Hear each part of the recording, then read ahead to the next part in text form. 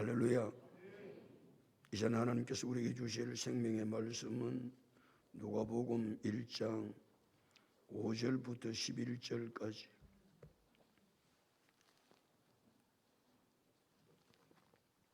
누가복음 1장 5절부터 11절까지 우리 함께 합독합니다. 유대왕 헤롯 때에 아비야 반열에 제사장 한 사람이 있었으니 이름은 사가라요. 그의 아내는 아론의 자손이니 이름은 엘리사벳이라. 이 두 사람이 하나님 앞에 의인이니 주의 모든 계명과 규례대로 흠이 없이 행하더라. 엘리사벳이 잉태를 하지 못하므로 그들에게 자식이 없고 두 사람의 나이가 많더라. 마침 사가라가 그 반열의 차례대로 하나님 앞에서 제사장의 직무를 행할시 제사장의 전례를 따라 제비를 뽑아 주의 성전에 들어가 분향하고 모든 백성은 그 분향하는 시간에 밖에서 기도하더니 주의 사자가 그에게 나타나 향단 우편에 선지라. 할렐루야. 우리 앞뒤적으로 인사합니다. 새해 복 많이 받으세요. 새해 복 많이 받으세요. 예. 특별히 2022년 우리 첫 주 예배부터 하나님 앞에 예배를 드리는 이 예배가 52주 끝나는 시간까지 우리 모두 예배의 성공자가 되어 하나님을 기쁘시게 할 수 있는 모든 성도들이 다 될 수 있기를 예수 그리스도 이름으로 축복합니다. 누가복음의 저자 누가는 누가복음을 어떻게 기록했는지에 대해서 자세하게 설명하고 있습니다. 누가는 누가복음을 기록할 때 첫 번째 그 모든 일을 기록했습니다. 그 모든 일이라고 하는 것은 예수님에 관한 모든 일입니다. 예수님의 부모는 어떻게 삶을 살았는지, 또 예수님이 어떻게 잉태가 되었는지, 예수님이 잉태될 때 누가 예수님이 잉태된 것을 고지해 주었는지,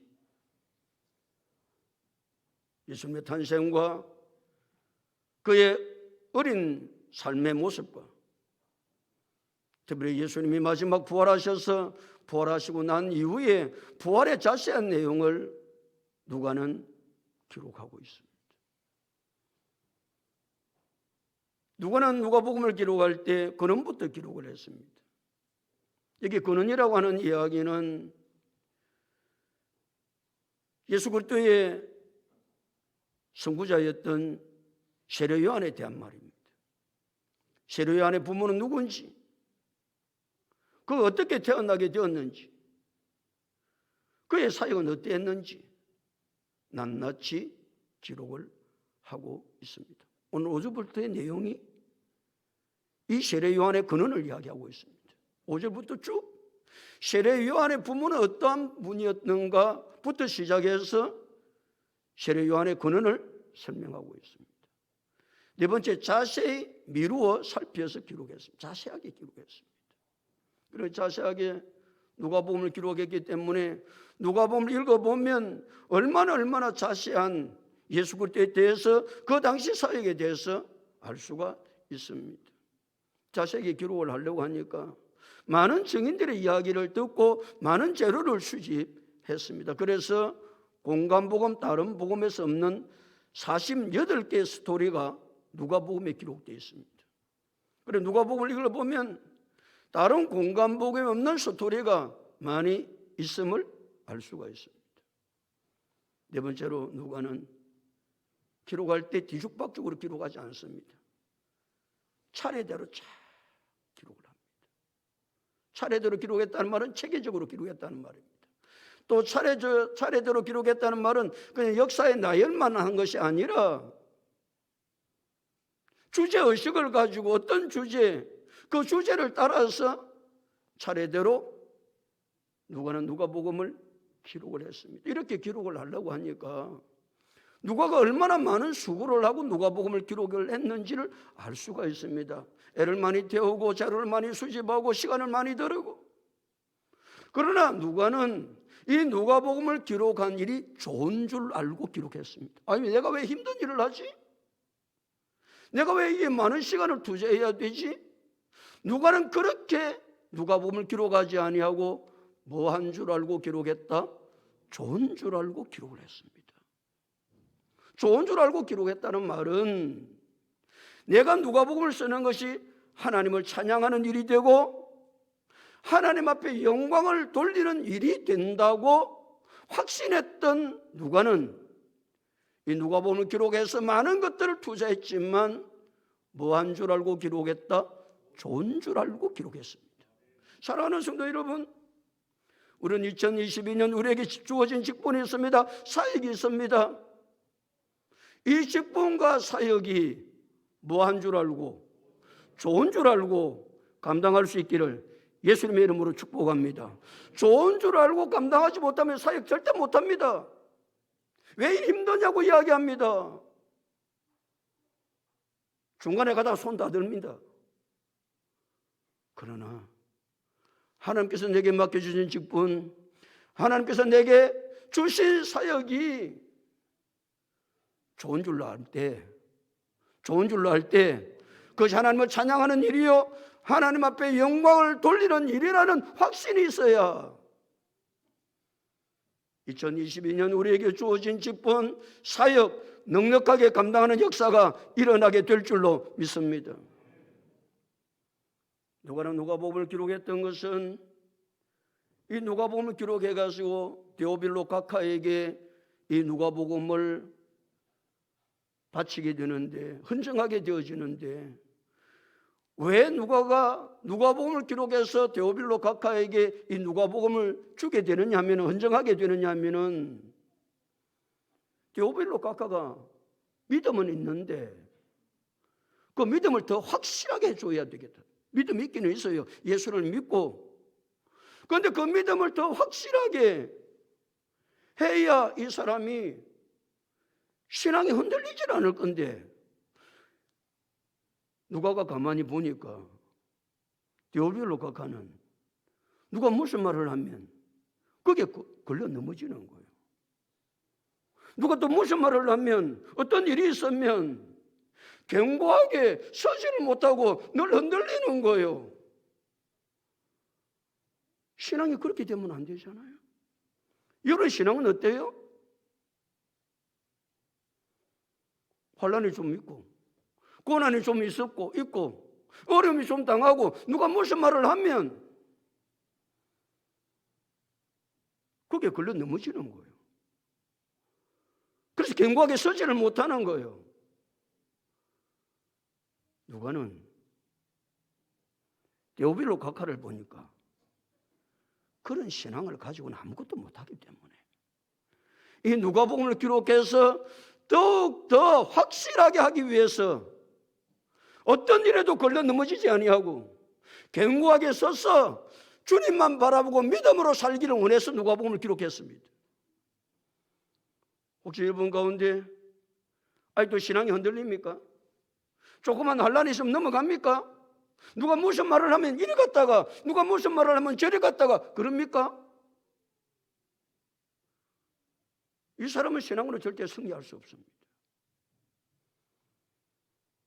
누가는 데오빌로 각하의 신앙이 그러니까 더 확실하게 하기 위해서 누가복음을 기록했는데, 이 누가복음의 말씀을 듣는 순간 들을 때마다 흔들렸던 신앙, 잘 걸러 넘어졌던 신앙,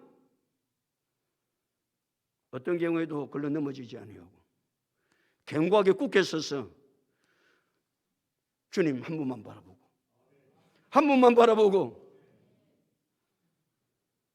걸러 넘어지지 아니하고 견고하게 서서 믿음 생활을 잘할 수 있는 놀라운 역사가 누가복음 강해를 통해서 일어날 수 있기를 예수님의 이름으로 축복합니다.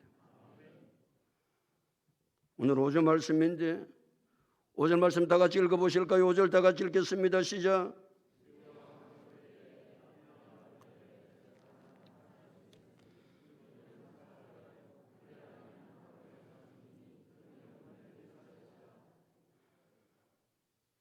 유대왕 누구 때에? 헤롯 때의 역사를 이야기하는 것이죠. 유대왕 헤롯은 유대왕이 된 지가 BC 37년부터 BC 4년까지 유대 왕으로 앉아 있었습니다. 그러니까 누가는 이 역사를 엎드리지 아니하고 이 헤롯 왕 때에, 유다 왕 헤롯 때에 이 헤롯이라는 사람, 이 사람은 권력이 너무 권력을 잡고 싶은 거예요. 그래서 로마 아구스도 황제한테 뇌물을 주었어. 가이사 아구스토한테 뇌물을 줘가지고 아첨을 해가지고 유대의 왕이 된 거예요. 뇌물을 많이 주고 아첨을 해가지고 유대의 왕이 되었으니까 다른 사람 누가 이 왕의 자리를 조금이라도 쳐다본다, 넘어본다, 그럼 그 사람을 가차없이 죽입니다. 그 사람 아내가 되었든지 자식이 되었든지 친족이 되었든지 그 사람이 누구든지 간에, 헤롯은 자기가 왕권을 위해서 가이사 아구스토한테 아첨하고 뇌물을 주고 왕위를 받았기 때문에 그 왕위를 지키기 위해서, 그러니까 이 헤롯은 이 권력욕이 대단한 사람, 권력욕이. 이 권력을 잡기 위해서 아첨하고 교활하고, 이 권력을 넘어다 보기만 하면 잔인하게, 그건 누구든지 아내도 자식도 형제도 그래 상관하지 아니하고 죽였던 무서운 사람입니다. 이런 때에 지금 살고 있는 거예요. 그래 정치적으로, 사회적으로, 종교적으로는 대제사장은 종신직이거든요. 대제사장 한 분이, 그 사람이 대제사장의 직을 받으면 그 직은 종신직이에요. 그런데 이 헤롯은 대제사장 종신직도 소용이 없고, 지 마음에 들면 대제사장은 안 치고, 지 마음에 들지 않으면 대제사장의 자리에서 쫓아내는 거예요. 그러니까 종교적으로 얼마나 그 당시가 암울했는지를 알 수 있습니다. 자기가 뇌물을 주고 가이사 아구스토한테 뇌물을 주고 왕위를 받았기 때문에 이 사람은 또 밑에 사람들 뇌물을 받겠죠. 그래서 예루살렘 성전에 예수님 오셨을 때 많은 자들이 가득했다. 장사하는 자들로 가득했습니다. 왜? 장사해서 이득을 대제사장이 얻어야 그것을 로마 황제한테 바쳐야 자기 자리가 유지가 되기 때문에. 그래 무슨 교회가, 예루살렘 성전이 종교적으로 얼마나 타락하고, 뿐만 아니라 말라기 선지자 이후에 400년 동안 하나님의 계시가 없었던 암흑기였습니다. 하나님의 계시의 말씀이 나타나줘야 되는데 하나님의 계시의 말씀이 없는 400년 동안 영적 암흑기가 이 시대입니다. 그러니까 이 시대가 얼마나 어떠했는지를 우리는 가히 짐작할 수가 있습니다. 다시 5절 보실까요? 유대왕 헤롯 때에, 그 다음 읽겠습니다. 시작.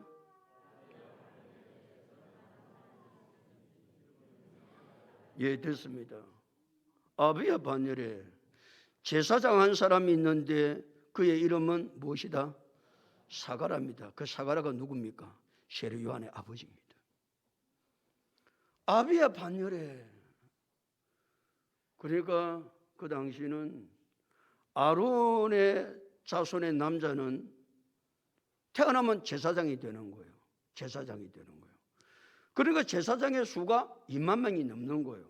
아론의 자손에 남자로 태어난 사람이 많으니까 제사장은 많은데, 제사장에 가서 성전에 가서 봉사를 해야 되는데 봉사를 할 수 있는 것은 많지는 않습니다.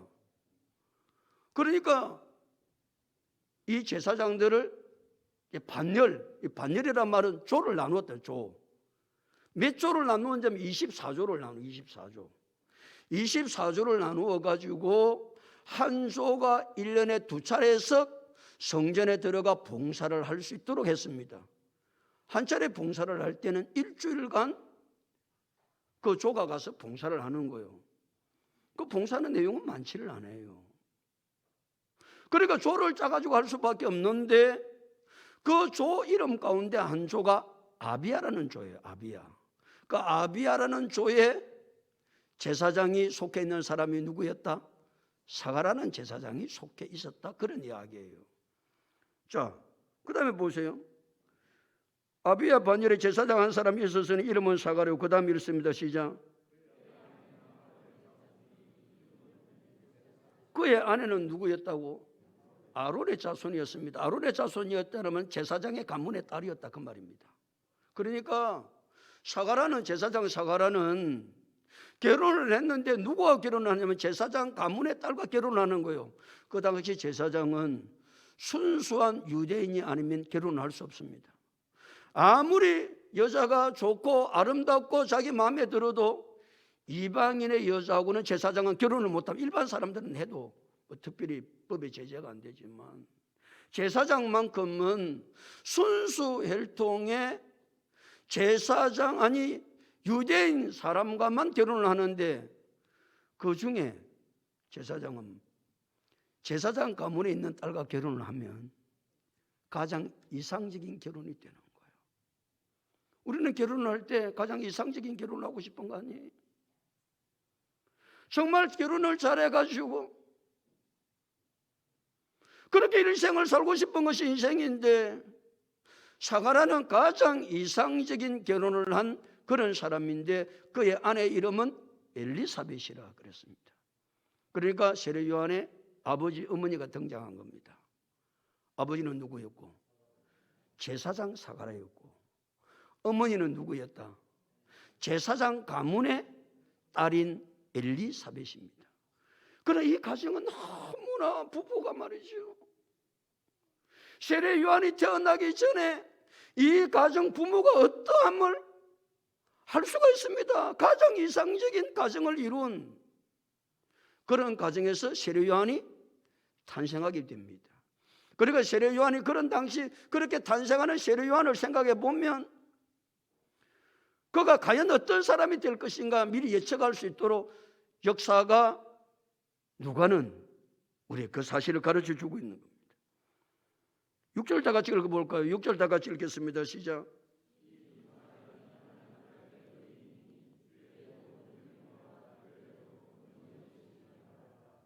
이 두 사람이 어떻다고요? 하나님 앞에 의인이었습니다. 이 두 사람이 하나님 앞에 의인인 거예요. 하나님께로부터 옳다 인정함을 받는 제사장이라고 제사장의 가문의 딸이라고 의인으로 사는 게 아닙니다. 옳다 인정함을 하나님께로부터 옳다 인정함을 다 받는 게 아닙니다. 이 두 사람이 얼마나 옳다 인정을 받았는지 그 다음에 설명하고 있죠. 주의 모든 계명과 규례를 어떻게 행하더라?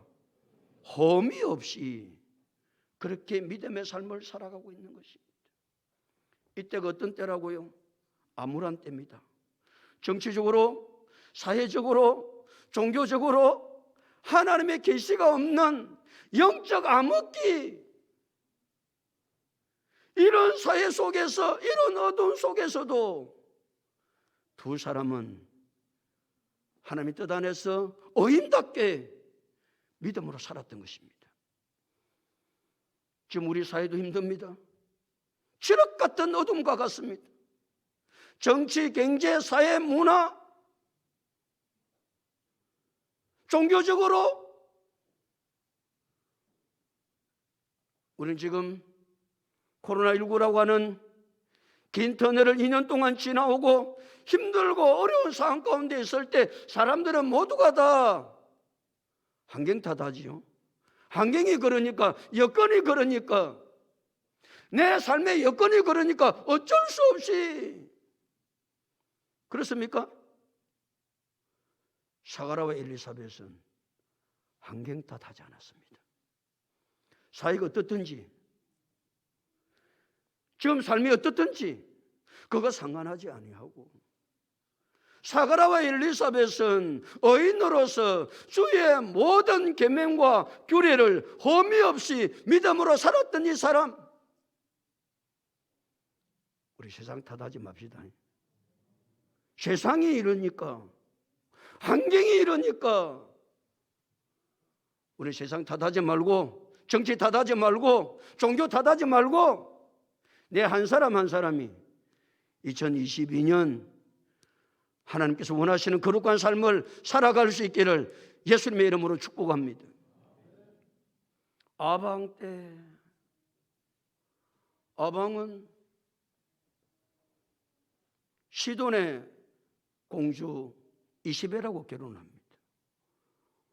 이게 하나님의 거룩한 사람이 유대인이라고 결혼해야 되는데, 아방은 이방 여자 시돈의 공주 결혼했는데 그 공주가 바알 신을 가지고 옵니다. 아내가 바알 신을 가지고 오니까 이 아합은 정신없이 아내를 따라 우상을 섬깁니다. 그러니까 대부분의 모든 백성은 바알이라고 하는 우상을 섬길 수밖에 없는 환경에 놓여 있습니다. 그래서 성경은 바알 앞에 무릎을 꿇지 않은 7,000명이 있다고 말씀하고 있습니다. 모두가 다 바알 앞에 왕후가 바알을 섬기니까 모든 사람은 그 앞에 무릎을 꿇었습니다. 그러나 그 환경을 탓하지 아니하고 거룩하게 바알 앞에 무릎을 꿇지 아니하는 7,000명이 있었던 것처럼 말이에요. 2022년 우리 그렇게 살아갈 수 있기를 예수님의 이름으로 축복합니다. 7절 다 같이 읽어보실까요? 7절 다 같이 읽습니다. 시작.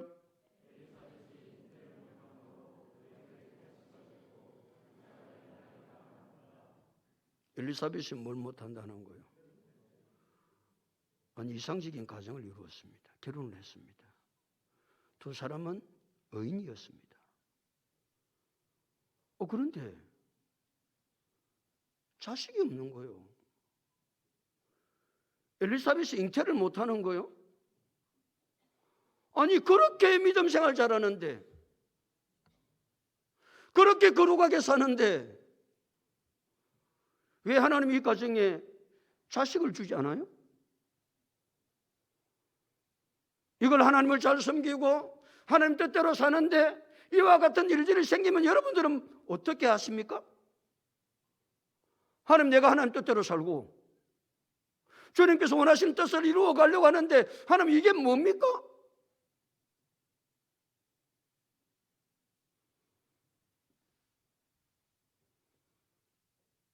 사가라와 엘리사벳은 다른 문제는 아무것도 없습니다. 그 가정의 문제는 하나밖에 없습니다. 뭐가 없다라는 겁니까? 자식이 없다라는 겁니다. 지금도 그렇지만 그 당시에 자식이 없는 것은 부끄러운 일이에요. 수치였습니다. 대를 잇지 못한다는 것이 얼마나 수치스러운 일인가. 그 당시 사람들은 뿐만 아니라 사람들이 손가락질합니다. 조롱을 합니다. 저기 형벌을 받아가지고 하나님께로부터 죄를 받아가지고 저기 자식이 없다고 막 조롱을 합니다. 수군거립니다. 이것이 사가라의 집의 문제였습니다. 그런데 문제로 보는 것이 문제지, 문제는 하나님이 그 일에 개입할 수 있는 기회인 줄로 믿습니다. 2022년을 살아가면서 여러분, 아무런 문제가 없을 것이라고 생각하고 2022년을 살아갑니까? 그렇지 않습니다. 수없는 문제들이 생길 것인데, 그때 우리는 정신을 바짝 차려야 되는 것은 문제로 보는 것이 문제지, 문제는 아무런 문제가 아니고 문제는 하나님이 개입할 수 있는 기회다. 그때 하나님을 의지하고 하나님 앞에 기도하고 믿음으로 살아가는 것이죠. 그래서 빌립보서 4장 6절 7절 아무것도 염려하지 말고 다만 모든 일에 기도와 간구로 너희 구할 것을 감사함으로 하나님께 아뢰라. 그리하면 모든 지각에 뛰어난 하나님의 평강이 그리스도 예수 안에서 너희 마음과 생각을 지키시리라. 할렐루야. 문제 없는 가정은 아무도 없습니다. 2021년도 우리는 문제를 많이 만났고 2022년도 문제를 많이 만날 것입니다. 그때 문제를 문제로 보는 것이 아니고 내 삶의 문제는 하나님이 거기에 개입할 수 있는 기회인 줄 알고 하나님을 바라보고 기도하고 살아가야 되지 않겠습니까? 다시 7절을 봅시다.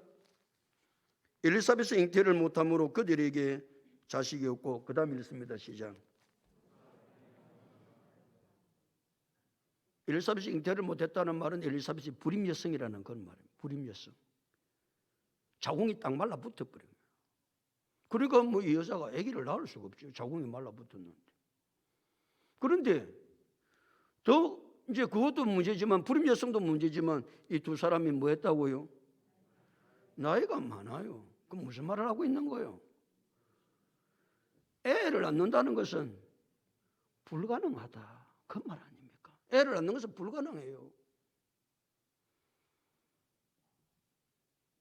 아브라함과 사라와 같은 경우죠. 이 사가라와 엘리사벳의 경우나 믿음의 조상 아브라함이나 사라의 경우가 비슷합니다. 창세기 18장 11절에 아브라함과 사라가 나이 많아 늙었고 사라는 여성의 생리가 끊어진지라 그랬습니다.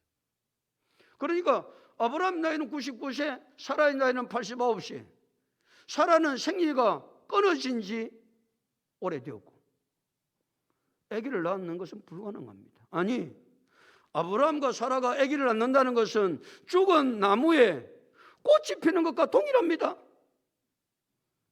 사람의 생각은 불가능하지만 그 불가능한 상황 속에 전능하신 하나님이 개입하셔서 아브라함과 사라 속에 하나님의 사람 이삭이 태어난 줄로 믿습니다.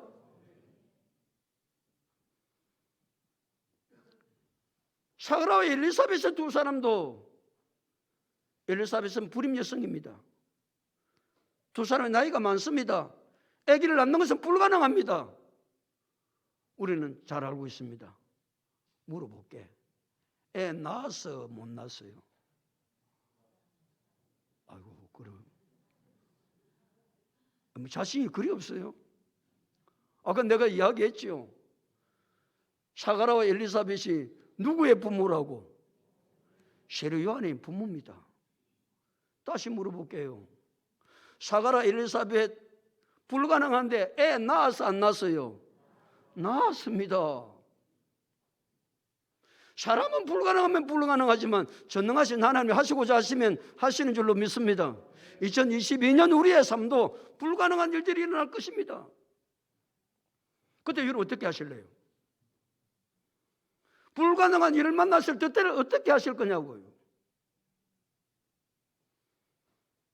불가능한 일을 만났을 때도 전능하신 하나님을 바라보고 우리 믿음으로 살아가야 될 줄로 믿습니다. 그것이 하나님의 사람들의 모습입니다.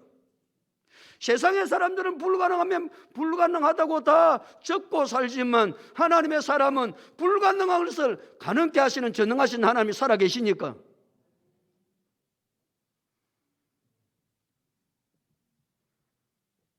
팔 절 다 같이 읽겠습니다. 8절 시작.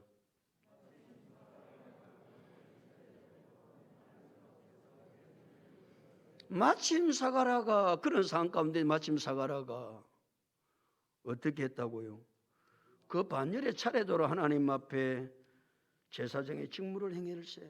그 반열의 차례, 그 이제 24반조가 있다고 그래. 조가 24조가 있는데 1년에 두 차례씩 조가 돌아가면서 뺑 돌아가면서 그렇게 이제 하나님 앞에 나와서 직무를 해요. 제사장 직무를 행한다 그 말이에요.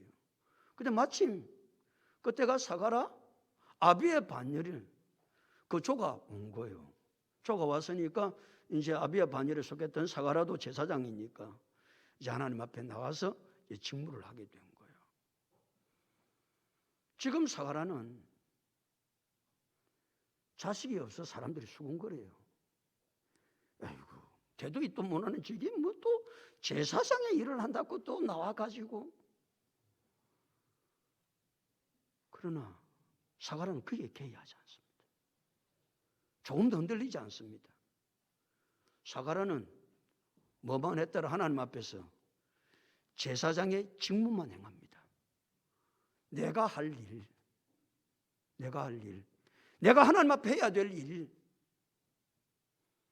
낙심된 일이 있고 어려운 일이 있고 사람들은 숙임거리고 조롱하고, 그래도 사가라는 절대 흔들리지 않았습니다. 내가 해야 될 일은 제사장의 직무를 행하는 것이지. 자식이 없다고? 누가 소리한다고? 2022년 우리에게 맡겨준 직분 사역 감당할 때 혹시 낙심될 일이 있어도 내게 맡겨준 일은 합니다. 누가 비난해도 조롱해도 하나님께서 내게 맡겨주신 일을 내가 해야 되지. 그걸 누가 하겠어요? 사가라는 하나님 앞에서 제사장의 무엇을 행할세? 직무를 행합니다. 그래서 직무를 행하는 내용을 9절에 말씀하고 있는데 9절 다 같이 읽어볼까요? 시작. 제사장의 전례를 따라 제비를 뽑아 주의 성전에 들어가 분향하고. 무엇을 따라? 제사장의 전례, 앞에 그리 했다 그 말입니다. 그러니까 한 조에, 제사장의 조에 보통 제사장이 몇 명 이상 되는 2만 명이 넘었으니까 24를 나누어 보면 800명이 훨씬 넘습니다. 800명. 그럼 한 조에 제사장이 800명입니다. 그런데 성전에 들어가서 해야 될 일은 이제 성소에 들어가면 제일 이제 지성소하고 성소하고 이제 휘장을 쳐놨습니다. 쳐놨는데 제일 앞에 뭐가 있냐? 분향단이 있습니다. 중앙에 분향단이 있고 오른쪽에는 떡상이 있습니다. 왼쪽에는 등대가 있습니다. 그래 제사장 몇 사람이 필요한 거예요? 3사람밖에 필요하지 않는 거예요. 자, 제사장 800명이 넘습니다. 그럼 누가 거기 들어가서 일을 할 것인가? 하나님께서 맡겨준 사역을 감당할 것인가? 거기 전례를 따라서 많은 일이었다? 제비를 뽑는 일이었습니다. 그래 제비를 뽑아가지고 누가 거기에, 예를 들어 분향단의 일은 누가, 떡상의 일은 누가, 등대의 일은 누가, 제비를 뽑아서 결정하는 거예요. 그 제비 뽑아 결정하면 제사장들은 아무도 거기에 일을 제기하지 못하는 거예요. 그래서 잠언 16장 33절 제비는 사람이 뽑으나 그 일을 작정하기는 여호와께 있느니라. 받아서 그 일을 했어요. 제비를 뽑았어요. 그 800명이 되는 가운데 그 일에 누가 뽑혔다? 사가라가 뽑힌 거예요. 사가라가 뽑혔을 뿐만 아니라 그 중에서도 분향단, 제일 한가운데 있는 분향단을 섬길 수 있는 일을 사가라가 뽑히게 된 거예요. 하나님 특별한 은혜였습니다. 그 성전에 들어가서 아무라도 일을 할 수 있는 게 아니에요. 자기는 제사장은 제사장이지만 일평생 동안 한 번도 성소에 들어가서 봉사를 하지 못한 사람도 제사장이 많습니다. 그런데 그 일 중에 성소에서 일을 하는데 가장 중앙에 있는 분향단에 하나님께서 맡겨준 일을 한다는 것은 은혜 중에 은혜요, 축복 중에 축복인 줄로 믿습니다. 누구에게 주어진 복이다? 사가라에게 주어진 복이었습니다. 800명이 넘는 제사장이 있습니다. 24조로 나누었습니다. 아니 2만 명이 넘는 제사장이 있습니다. 24조로 나누었습니다. 한 조에 800명이 넘는 제사장이 있습니다. 제비를 뽑습니다. 3명을 뽑습니다. 그 가운데 한 사람이 뽑힌다. 내가 하나님의 일을 섬길 수 있는 일에 뽑힌다. 지금 세계 인구는 77억이 넘었습니다. 그 가운데 개신교 신자는 4만 명입니다. 4억입니다. 77억. 전 세계 인구가 77억. 개신교 인구는 4억. 그 가운데 하나님께서 우리를 사랑하셔서 천에 하나 만에 하나 구원시켜 주시고 2022년을 우리에게 허락해 주셔서 오늘 예배를 드리게 하신 줄로 믿습니다. 그것은 하나님의 특별한 은혜입니다. 중에 은혜는 다른 사람 성전에 들어가 봉사하고 싶어도 아무나 봉사할 수 있었던 게 아닙니다. 세 사람만, 800이 넘는 사람들 가운데 세 사람만 성전에 들어가 일들을 감당할 수 있게 되는데, 하나님께서 2022년도도 나에게 직분을 주시고 사역을 주셔서 주의 성전에서 봉사할 수 있게 된 것은 은혜 중에 은혜요. 은혜 중에 은혜요. 축복 중에 축복인 줄로 믿어야 주님께서 맡겨준 사명 2022년도 잘 감당할 수 있습니다. 사랑하는 성도 여러분,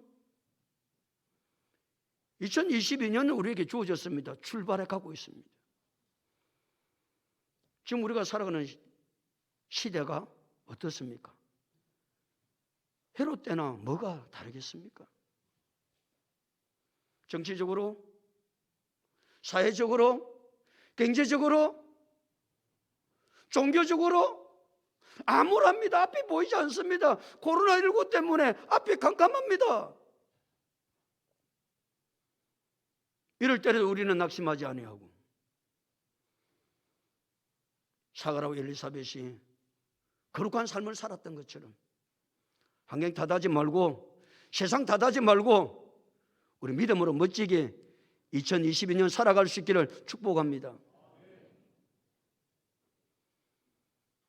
문제를 많이 만날 것입니다. 늘 우리 속에는 문제가 많이 있습니다. 그때 문제를 만날 때마다 문제를 문제로 생각하지 말고 문제는 하나님이 개입할 수 있는 기회다. 그래서 그 하나님 바라보고 그 하나님께 의지하고 기도하는 2022년 될 수 있기를 축복합니다. 불가능한 일들이 많이 만날 것입니다. 인간의 힘으로 할 수 있는 것이 뭐가 있어요? 내가 할 수 있는 게 뭐가 있습니까? 불가능한 일을 만날 때도 그 불가능을 가능케 하시는 분이 전능하신 하나님입니다. 그때마다 전능하신 하나님을 바라봐야 되지 않겠습니까? 때로는 사역을 하다가 힘들고 낙심되고 어려울 때도 있을 수 있습니다. 그때 그 낙심의 자리에 주저앉지 말고 다른 사람 이런 저런 소리 듣지 말고 내게 맡겨준 직무를 잘 감당할 수 있기를 축복합니다.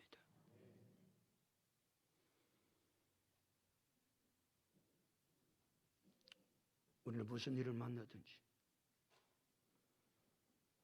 하나님께서 원하시는 뜻들을 이루어 가야 되지 않겠습니까? 수많은 사람들이 있지만 그 속에 주의 성전에 들어가서 일할 사람이 몇 명이나 되겠습니까? 제사장 다 우리는 왕같은 제사장들입니다. 그리고 주의 성전에 들어가서 봉사하는 사람은 세 사람밖에 없었습니다. 내가 2022년도 하나님께서 주신 직분, 사역 감당하고 봉사하는 것은 주의 성전에 봉사하는 것은 하나님의 특별한 은혜요 축복인 줄로 믿습니다. 이보다 더 축복된 일이 어디 있습니까? 그런데 그것이 복인지도 모르고 은혜인지도 모르고 우리는 그렇게 직분을 감당하고 사역을 감당한다면 하나님 앞에 어떻게 우리가 살아갈 수 있겠습니까? 2022년 나에게 주어진 직분 사역은 하나님 내게 특별한 은혜와 축복을 주신 줄 알고 믿음 안에서 잘 감당해서 주의 놀라운 뜻들을 이루어갈 수 있는 2022년이 될 수 있기를 예수 그리스도 이름으로 축복합니다.